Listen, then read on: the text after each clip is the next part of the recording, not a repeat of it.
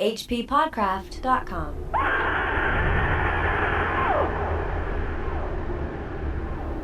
I think that both of us simultaneously cried out in mixed awe, wonder, terror, and disbelief in our own senses as we finally cleared the pass and saw what lay beyond. The effect of the monstrous sight was indescribable, for some fiendish violation of known natural law seemed certain at the outset. Here, on a hellishly ancient tableland fully 20,000 feet high, there stretched nearly to vision's limit a tangle of orderly stone which only the desperation of mental self-defense could possibly attribute to any but a conscious and artificial cause. That was the first paragraph of H.P. Lovecraft's At the Mountains of Madness. I am Chris Lackey. I'm Chad Pfeiffer. And I'm Ian Culbard. And we are on the H.P. Lovecraft Literary Podcast. Here at hppodcraft.com. Glad to have you back, Ian. And I'm glad to be back. This is our fourth episode of At the Mountains of Madness. I'll also mention that it is our 80th episode. And 80? 80 episodes of this show, if you don't count the readings, right, yeah. so far. And the really great thing about this episode is that we're here in Santa Monica, and Chris is actually in the room with me right now. Oh my God, I am. Yeah. I didn't realize You're surprised that. by that? Yeah. Things seemed a little different, but I couldn't quite put my finger on right. it. Yeah, that's what it is. Well, you know, we the first half, I guess probably almost up to the first 40 episodes we did do in your apartment about a block away from here. Yep. And then Chris moved to England, and we've been doing it over Skype, but Chris is on his way through because your brother's getting married, right? He is. My brother, Pat, he's going to get married this weekend. So, he skipped through town here in Los Angeles, and we decided, let's sit down together and do this again. Yeah. What does it feel like to look at me again? It's creepy. I'm a little uncomfortable. Oh, well, the thing is, I thought you were gonna say like it feels good or something nice. No. Well, I mean, when we first did our recording, you wore clothes, and now that you gotten into this habit of yours, I think it is just a little uncomfortable for me. Yeah, sure. Obviously, very comfortable for you. I love it. By the way, Ian, what are you wearing? What am I wearing? I'm not telling you that. All right.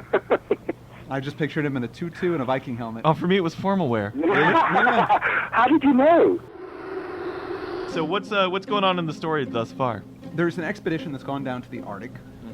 They are just doing some geological studies, and they stumble upon some fossil evidence that shows that there was a complex life form that existed hundreds of millions of years ago before any big complex life forms should exist. So they changed their study over to this different area, and they split up the group. The guy that's ahead of the expedition, Dreyer, stayed back. It's not Dreyer, it's Dyer. I can't get Fred Dreyer out of my head. Oh, so it's Antarctic. Didn't you say Arctic? I think you said Arctic. Did I say Arctic? Yeah, it's the other side of the planet. Antarctic. Yeah. Sorry, the Antarctic. Is it different if you say Arctic? Yeah. Arctic is the north. Antarctic really? is the south. Yeah. Oh. Yeah. Yeah, I knew that the whole time. So they split up. This guy, Lake, who's a biologist, they find some bodies of these weird creatures, and they start to dissect them, and then all of a sudden they lose communications. Then Dyer goes up to find out what happened, and they're all killed. One dude's missing, Gendy, and Gedney.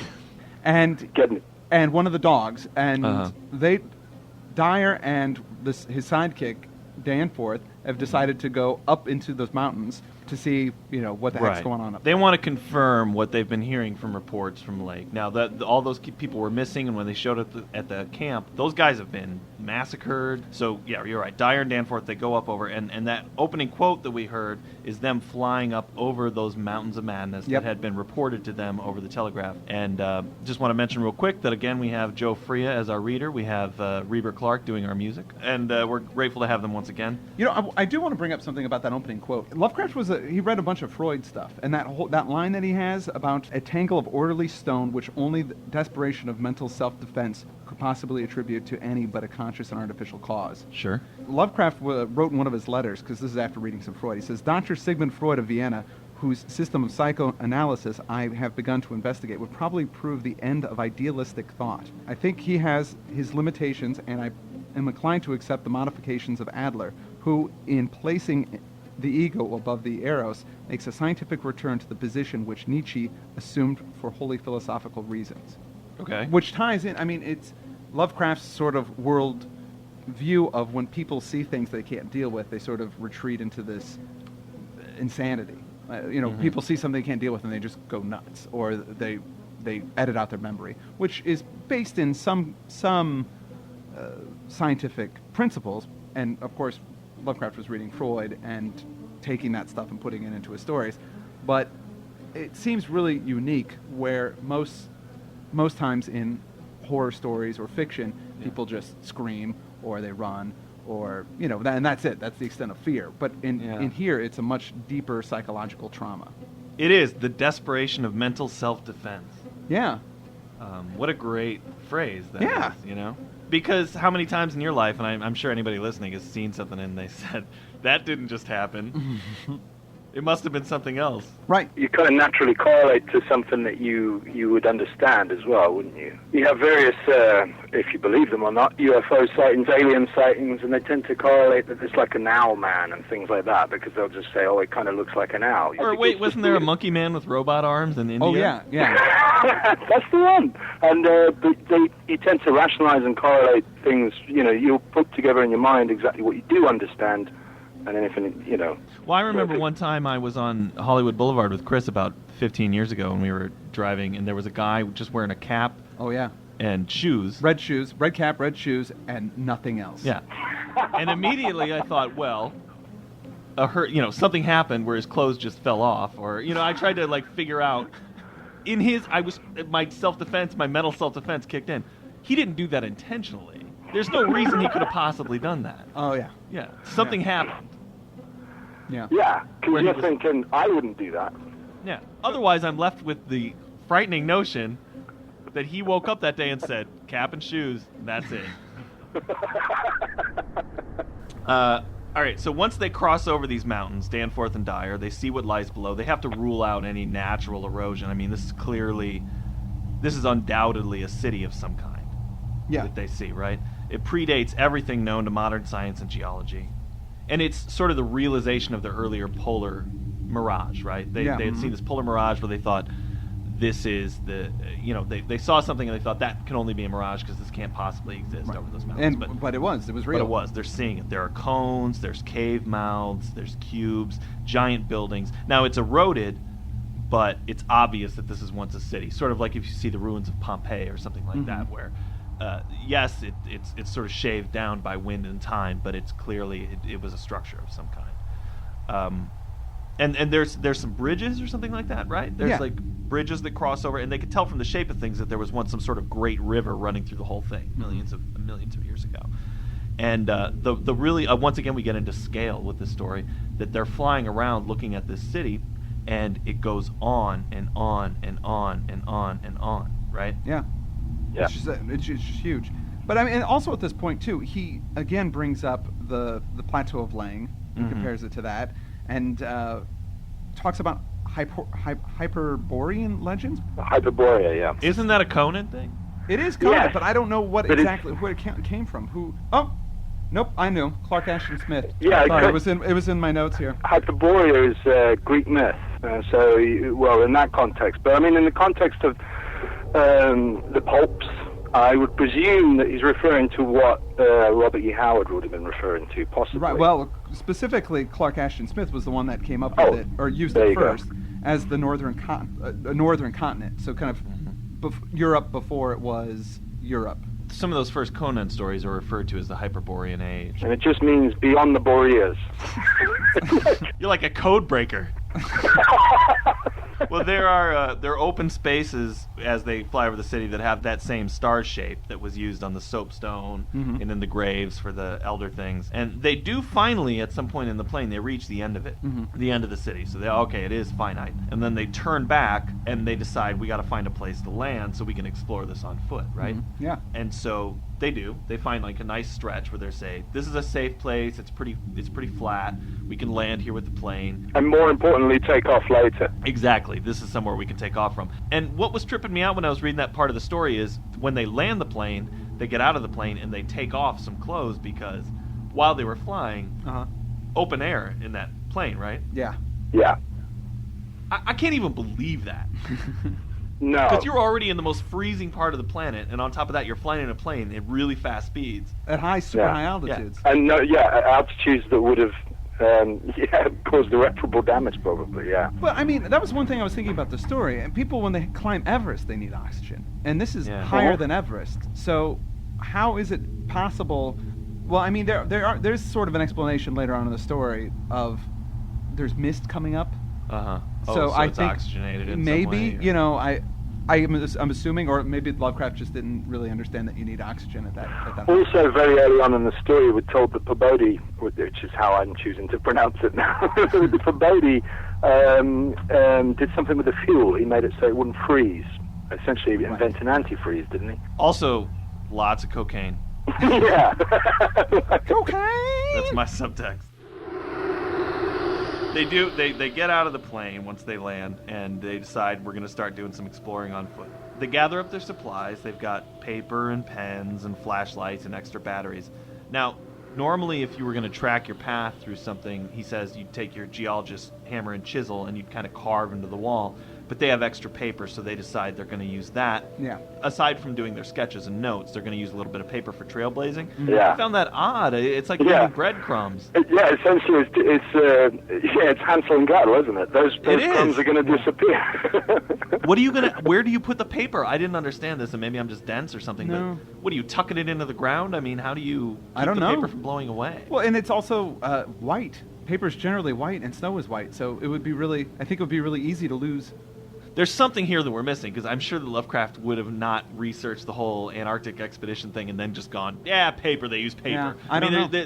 There must be some precedent for that. So they see this rampart. It's this giant, kind of star-shaped, series of walls, and when they touch it, it's very profound. They know they're touching something that hasn't been... No human has ever touched it. Yeah, and no thing of any kind has touched it for millions of years.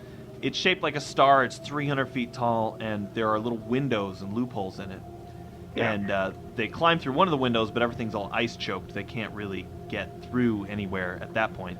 So they go down a ramp of some kind or something like that. They walk down to the city itself. Because the theory being that it'll be less ice-choked the further down they go. I think that's in correlation with they're working their way towards the river. Right. Yeah. Well, one of the things too that they talk about is that the stones are made of are huge. They're 6 feet by 8 feet the surface of these things, and they don't know exactly how deep they go. But whatever made these things, they either had to have some crazy technology to move these stones, or really efficient slaves of some kind. Yeah. And this is the point where they regret not bringing Peabody with them, so that he could have, come up with some sort of idea of how they engineered this. Yeah. It must be very frustrating when you go down there and you go, I wish I knew what was at play here, because this stuff doesn't make any sense to me, and all I know is the age of rocks and what rocks are made of. Yeah. I feel like that about this podcast sometimes. Like I wish somebody that knew what they're talking about was here, because all I really know about is fish sticks.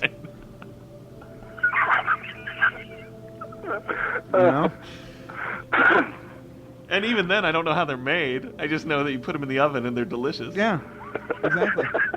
I ate 100 of them in college, by the way. Right. I remember. Yeah. Do you know, I keep having these moments where I keep okay, you're 80 shows in, and I keep forgetting to join in because I keep thinking I'm listening to the show. Really? Yeah. Oh, that's a I'm good sitting thing. there going, oh, God, yeah, and I'm actually part of this. Right now. We were talking to one of our friends, Levi, yesterday, and he said, I listened to your show and it's pretty good, but then I keep chiming in while you guys are talking, and then I remember I'm not having a conversation with you, and then I just shut it off. So they walk down to the city itself, and they're taking photos. They're trying not to freak out because everything's blowing them away. And it says, Even the pictures illustrate only one or two phases of its infinite bizarrerie, endless variety, preternatural massiveness, and utterly alien exoticism.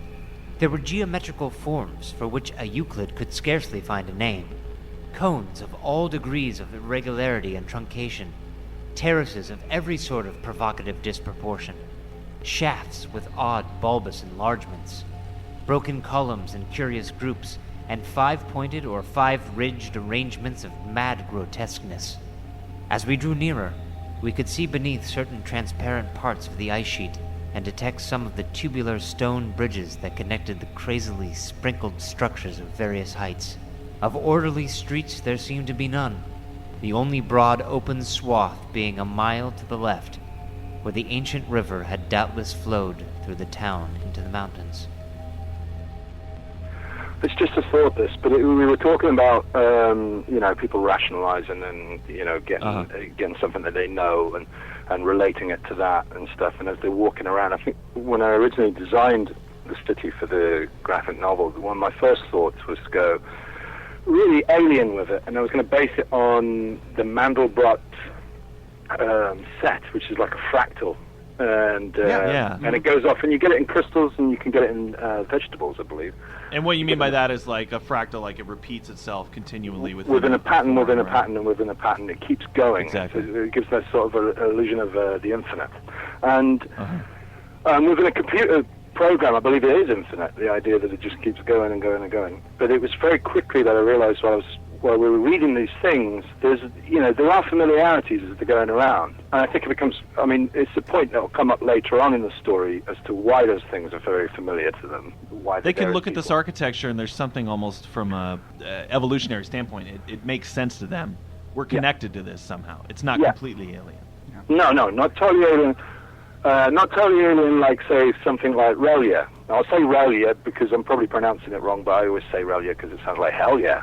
But I think that whereas when you get Relia, that is completely, you get non-Euclidean geometry holds the whole thing up. So that is completely beyond our comprehension. In contrast, this city there are familiarities. You're walking around and hey, hang on, this looks a bit like, and he's able to say there's streets and there's balconies and terraces.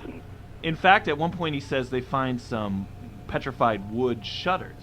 Yes, with hinges. Which sounded more like New England or something like that to me than ancient. Well, to me, and to me that sounded like Tuscany or something like that, Yeah, or Home Depot. I'm going to go get some shutters later today. Oh, to us it would be IKEA, but Right. The ancient IKEA. IKEA sounds kind of Lovecraftian when you think about it. And it'll explain why the city's abandoned now, because everything fell apart very easily. They had bits missing, and every time you moved the furniture, it fell apart. They lost the knowledge of where the Allen wrenches were over time. They couldn't put things together anymore. Which is why you have that star shape on everything.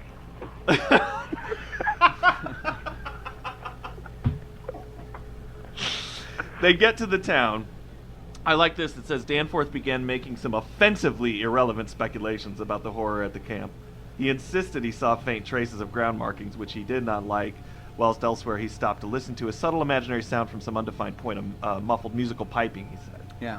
And they bring that up a lot, where they talk about the wind howling and they hear this piping, kind of the wind.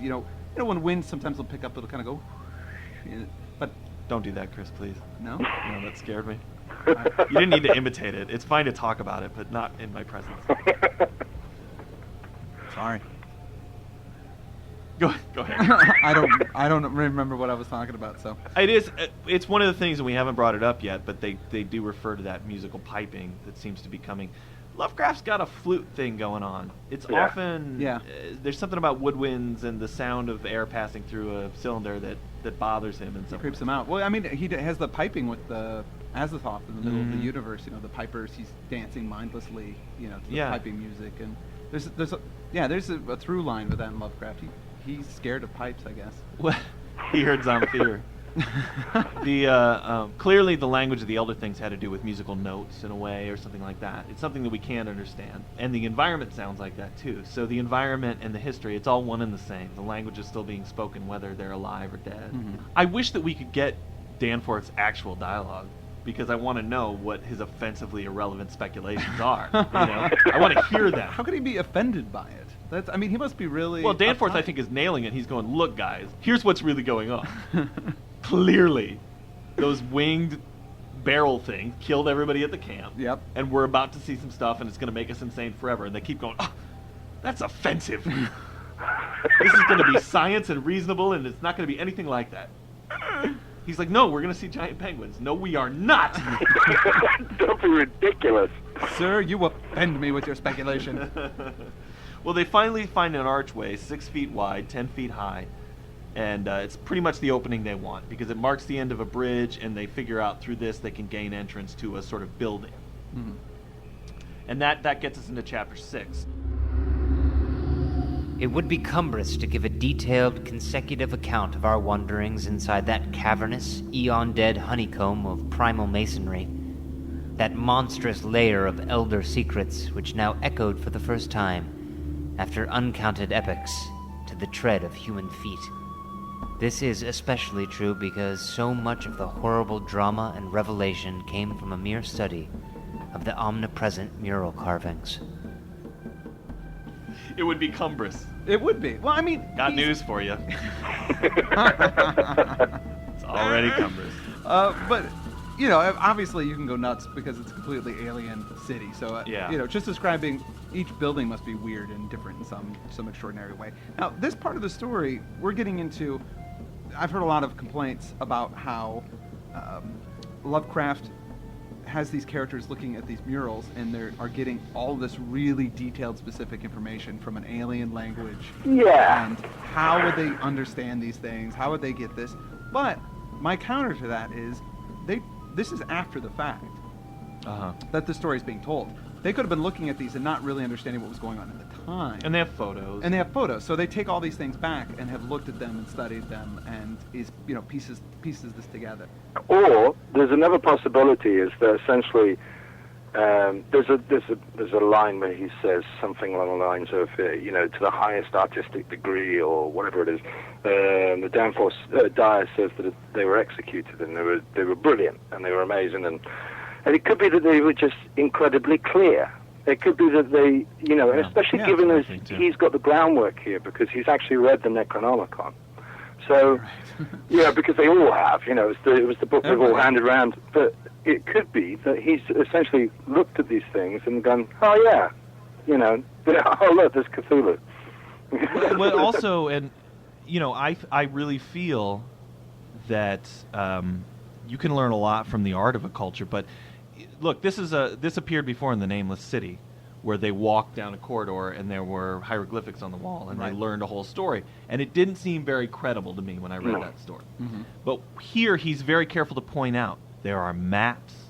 There are one of the buildings they walk into is an educational building. Yeah, it's a university. It's a university of some kind, so it's very clearly spelled out. And you can watch a silent film, and it's a series of images, and what's going on and what happened is very clear to you. And as an illustrator, Ian, you must deal with that all the time. How can I tell a story in 5 images or 6 images? Yeah. But also, you can have that. Like if you consider it in terms of ancient hieroglyphics, they were pretty straightforward. If you have that basic understanding of ancient hieroglyphics, you're able to decipher the basic concept of what you're looking at. If you look at cuneiform writing, if you look at something like Japanese writing, and you have essentially pictures in terms of words. So you're looking at things like a mountain, a picture of a mountain, so you're able to understand that's basically they're talking about a mountain. And then the next one, you look at the next block, and you're looking at a man. So it's a mountain in relation to a man, and so forth. So I think that it's far-fetched, but essentially he does go in there as someone a bit more forearmed than anybody else. And also, he's not saying, and then there was President Chthonian, and then there was Emperor. I mean, then nobody's got dialogue or anything. There was a war, and then the war ended, and then this happened, and I can totally see that. It didn't bother me that much. No. I didn't think it was that big of a leap. So anyhow, they've entered this building. It's huge, and it's confusing to get around in due to its weirdness, despite the fact that there are very familiar classical structures there, Greek columns and that kind of thing, I imagine. It's also... Well, I did like that it's wheelchair accessible, because everything's ramps, right? They have no stairs. Right. So this was definitely it's all ramps, isn't it? It's all ramps, yeah. This was a very kind and well-adapted civilization. Yeah. The art is very well developed. It's alien, but it's clearly based on some kind of principles. It's likely that there are things in the art that they aren't perceiving right. He knows enough to say, we don't have the sensitivities to react to some things I can see in this art that we should be reacting to, right? He recognizes that there's a sense I don't have, that if I did have, I would probably get more out of this. Yeah. 3D glasses. Yeah, that's exactly what he's talking about. He doesn't have 3D glasses. Right, okay. I know, that's a really good point. Some of the strategy of this story doesn't make a lot of sense to me. He says, I don't want to reveal too much because I don't want people to go here, but here's some awesome stuff that we were looking at. You know what I mean? Like, I feel like if he really wanted to discourage the Starkweather Barrymore, Yeah. expedition, he would say, There's nothing there. we went down there, there's nothing, it was just a bunch of diapers. Yeah, it's rubbish. There's nothing there. It It's all fell apart. There's a McDonald's. Exactly. There's yeah, it's a really bad wax museum down there. Yeah. The Hall of Presidents ends with Jimmy Carter. The last celebrity they have there is Ethel Merman. It's just not good. Why is he giving so much detail? It's the worst way to discourage somebody. All I want to do is go. Yeah, I know. Yeah. I'd go on a cruise ship. Norwegian Cruise Lines, take me. Yeah, I would go. I don't care what danger there is. I just want to see Even it. if there's Shoggoths, I would still go. Yeah. Who doesn't want to see a Shoggoth? Yeah, I know. I'm sure it would blow my mind and probably kill me, but I still, Yeah. what a way to go. TV's boring. Well, one thing I like is they have good heating systems. You Yeah. know, that they learn about that kind of stuff cracks me up. But it's like they have really good heating. That's a mark of civilization, though. Plumbing is a really important part of, being civilized. It is. I mean, I'd love it if he'd had the detail they had toilets indoors, and that would have been great. Yeah. Movable things are gone, right? Like things that sort of like a tornado's coming. It seems like some things are missing, as if they deliberately deserted the city. Yeah. Am I reading that wrong? That's No, what they just said they that, but- left. They left in But a there's a hurry. lot of litter. So much so that some of the shutters are closed and some aren't. Yeah. I mean, that's a real hurry. It's like- Yeah. I'd hate to be the guy on that day that was in charge of closing the shutters, because clearly he didn't get out. No. They find a lot of ovens that are on still, 375 degrees. They've been preheating for millions of years. But it tastes nice. Yeah. Oh, man, put some garlic bread in there? Yeah. Are you kidding? Delicious. Finally, these guys accept that these were the age-old, great old ones. Yeah. The things once rearing and dwelling in this frightful masonry in the age of dinosaurs were not indeed dinosaurs, but far worse. Mere dinosaurs were new and almost brainless objects, but the builders of this city were wise and old, and had left certain traces in rocks even then laid down well nigh 1,000 million years. They were the makers and enslavers of that life, and above all doubt, the originals of the fiendish elder myths, which things like the Nicotic manuscripts and the Necronomicon affrightedly hint about. They were the great old ones that had filtered down from the stars when the earth was young. The beings whose substance and alien evolution had shaped, and whose powers were such as this planet had never bred. And that's just such an awesome paragraph. It really is. And the word picture of they had filtered down from the stars, Yeah. I've always been impressed by. That means there were some other nasty things that didn't get through or something, Well, the way I pictured it feels like it's almost like snow, where they, have to come through the atmosphere, and it doesn't come through in a big wave. It's just kind of Yeah. sort of a dusting of these Yeah. creatures. Well, they just flew through space. They were going to hit any planet they could get to. We got these ones, but there are other worse things that we don't even know about. It's interesting because they start. I mean, he refers to them as the old ones, and from here on to the rest of the story, they're the old ones. They're not called elder things anymore. Well, Yeah. Dan Lake was the one who named them the elder things, referred to them the elder things, and I think it's literally just after that when Dyer's narration picks up, and he makes reference to that. That essentially it begins to change to old things or older things, Old ones. and then it becomes old ones, and then it stays that way for the rest of the story. Well, after they have this revelation, they need to stop for a moment and recuperate. They do this a couple times during their journey through here, documenting things. And I just wonder how that goes, Your mind gets blown, do you take a nap? I think solitaire. Play some solitaire. Play Salt? Yeah. Play Minesweeper? But aren't they racing against the light on this as well? Well, you're right, they are. It says, were it not the support of those flashlights, soon to be made public, and the batteries are running out, so they are racing a little bit. They have to get things done in a sort of orderly fashion. I did find that sentence odd, those flashlights soon to be made public, so I'm no flashlight historian. In the 20s, they, or rather... 1931, I think. This is a 31, I can't remember now. So folks in 31 didn't have a flashlight on top of their icebox, still using lanterns? I mean, what's the history there? I don't know. I'm not sure either. Were flashlights or torches, as the UK people electric call them. torches, right? Yeah, call them. When did they become? Anybody know when they became popular use? Is that what he's referring to? That they had flashlights, but they were sort of high tech at the time, and most people didn't have them. Yeah. Is that what he's trying to say? In that, I think so.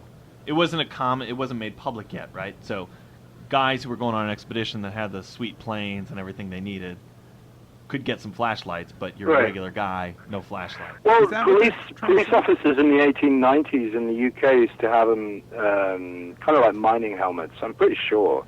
It was built into their wigs. When you were drawing them, though, what did they look like?